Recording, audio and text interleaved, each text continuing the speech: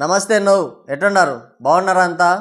Man of masses young tiger NTR వరుస విజయాలతో double hat trick సాధించి త్రిబుల్ హ్యాట్రిక్ వైపు పరుగులు తీస్తున్నాడు. అతి చిన్న వయసులోనే రికార్డుల బెండు తీసిన ఎన్టీఆర్ మాస్లో తిరుగులేని ఎదురులేని స్టార్డమ్ని సంపాదించుకున్నాడు. కొన్ని ఫ్లాప్స్ వల్ల కెరియర్లో కొన్ని ఒడిదుడుకులు ఎదుర్కొన్న మాట వాస్తవం. అతి చిన్న వయసు కావడం, గైడ్ చేసే వాళ్ళు లేకపోవడంతో కథల ఎంపికలో కొంచెం తడబడ్డాడు. ఫ్యాన్స్ ఆవేదనతో అలర్ట్ అయిన ఎన్టీఆర్ టెంపర్ మూవీ నుంచి చాలా మెచ్యూర్డ్గా స్టోరీ సెలెక్ట్ చేసుకుంటూ ఫ్యాన్స్ని కాలర్ ఎగరేసుకునేలా చేశాడు. టెంపర్ మూవీ నుంచి మొదలైన తన విజయ్ జైత్రయాత్ర ప్యాన్ ఇండియా ప్యాన్ వరల్డ్ రేంజ్కి చేరింది.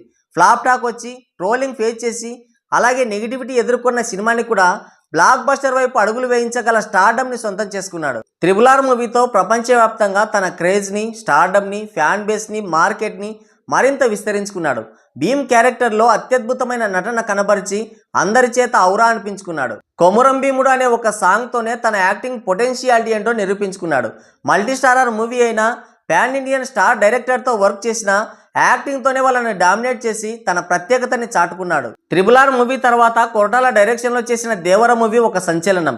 ఎన్టీఆర్కి మాస్లో ఉండే క్రేజ్ ఏంటో, ఆయన స్టార్డమ్ రేంజ్ ఏంటో తెలియజేసిన మూవీ దేవర.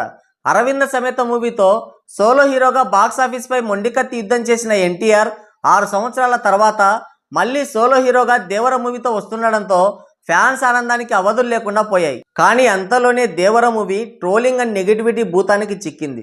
దేశ చరిత్రలోనే ఏ స్టార్ హీరో మూవీకి జరగనంత ట్రోలింగ్ జరిగింది. ఆచార్య, గుంటూరు కారం ఇలాంటి సినిమాలు రిలీజ్ అయిన తర్వాత కంటెంట్ పరంగా ట్రోలింగ్ని, నెగిటివిటీని ఫేస్ చేశాయి. కానీ దేవర మూవీ మాత్రం షూటింగ్ దశ నుంచే ఏదో ఒక విషయంలో ట్రోలింగ్ని, నెగిటివిటీని ఫేస్ చేస్తూనే వచ్చింది. సాంగ్స్, టీజర్, ట్రైలర్ ఇలా ప్రతి విషయంలోనూ సమస్యలు ఎదుర్కొంటూనే ఉంది.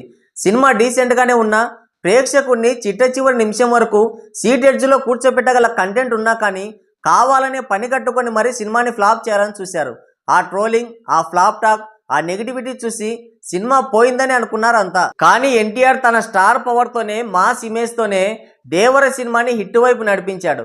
ఫ్లాప్ టాక్తోనే బ్లాక్ బస్టర్ కొట్టి తన స్టార్ సత్తా ఏంటో నిరూపించుకున్నాడు.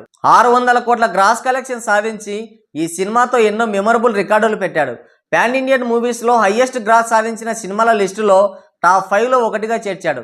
చేసిన బిజినెస్ పైన 100 కోట్లకి పైగా లాభాలు అందించి చరిత్ర క్రియేట్ చేశాడు. దేవర సినిమా తర్వాత డైరెక్ట్గా వార్ 2 సినిమా షూటింగ్లో జాయిన్ అయిపోయాడు ఎన్టీఆర్. ఈ సినిమాలో హృతిక్ రోషన్తో స్క్రీన్ షేర్ చేసుకోబోతున్నాడు. ఈ భారీ మల్టీ స్టారర్ యాక్షన్ మూవీ కోసం ఫ్యాన్స్తో పాటు ఆడియన్స్ కూడా చాలా ఈగర్గా వెయిట్ చేస్తున్నారు. ఈ సినిమా షూటింగ్ కూడా త్వరలోనే కంప్లీట్ కాబోతుంది. ఈ సినిమా నుండి ఏ చిన్న అప్డేట్ వచ్చినా సరే సోషల్ మీడియా మొత్తం షేక్ అయిపోతుంది. అయితే జూనియర్ ఎన్టీఆర్ నుంచి ఒక ప్రకటన వచ్చింది. అదేంటంటే త్వరలోనే ఆయన తన అభిమానుల్ని కలవబోతున్నాడు. అది కూడా ఒక భారీ బహిరంగ సభ ఏర్పాటు చేసి. ఈ ప్రకటనతోనే మొత్తం ఇండస్ట్రీలో ఇదే పెద్ద హాట్ టాపిక్గా మారిపోయింది. దేవర సినిమా ప్రీ రిలీజ్ ఈవెంట్ టైంలోనే ఫ్యాన్స్ని కలవాల్సింది. అయితే పోలీసులు పర్మిషన్ ఇవ్వకపోవడంతో నోవేటలని ఒక చిన్న ఫంక్షన్ హాల్లో ప్రీ రిలీజ్ ఈవెంట్ ప్లాన్ చేశారు. అయితే అనుకున్న దానికంటే ఎక్కువ, అలాగే ఆ ఫంక్షన్ కెపాసిటీ కంటే ఎక్కువ 10-20 రెట్ల మంది ఫ్యాన్స్ తాకిడి పెరిగింది. దాంతో క్రౌడ్ని కంట్రోల్ చేయలేక ఆ ఈవెంట్ని క్యాన్సిల్ చేసింది మూవీ టీం. దాంతో ఎన్టీఆర్ ఫ్యాన్స్ చాలా బాధపడ్డారు. ఎన్టీఆర్ని నేరుగా కలిసి చాలా ఏళ్ళవుతుంది. దాంతో కొంతమంది ఎన్టీఆర్ ఫ్యాన్స్ పాదయాత్రలు చేస్తూ ఎన్టీఆర్ దగ్గరికి వెళ్ళి ఆయన్ని కలుస్తున్నారు. అందుకనే వారిని దృష్టిలో పెట్టుకుని ఎన్టీఆర్ ఈ సభ ఏర్పాటు చేయబోతున్నాడు. అయితే ఎన్టీఆర్ నిర్ణయాన్ని కొంతమంది వివిధ కోణాల్లో విశ్లేషిస్తున్నారు. అదేంటంటే నందమూరి కుటుంబానికి ఎన్టీఆర్ కొన్ని రోజులుగా దూరంగా ఉంటున్నాడు. దూరంగా ఉన్నాడు అనే దానికంటే దూరం పెట్టారు అని చెప్పొచ్చు. వారి మధ్య సఖ్యతకు ప్రయత్నించారు కానీ కుదరలేదు. చంద్రబాబు అరెస్టు సమయంలో ఎన్టీఆర్ స్పందించకపోవడమే ఇంత పెద్ద వివాదానికి దారితీసింది. అంటే అప్పటికే వారి మధ్య దూరం ఉంది. ఈ సంఘటనతో అది మరింత పెరిగింది.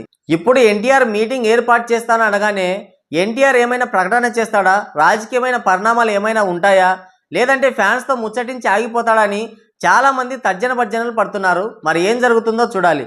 మరి ఈ ఈవెంట్ కోసం మీలో ఎంతమంది ఎదురు చూస్తున్నారో కింద కామెంట్ చేయండి. ఇంతసేపు వీడియో చూశారంటే మీకు నచ్చిందని అనుకుంటున్నాను. నచ్చితే ఒక లైక్ వేసుకోండి, వీలైతే సబ్స్క్రైబ్ చేసుకొని నాకు సపోర్ట్ చేయండి. Thank you.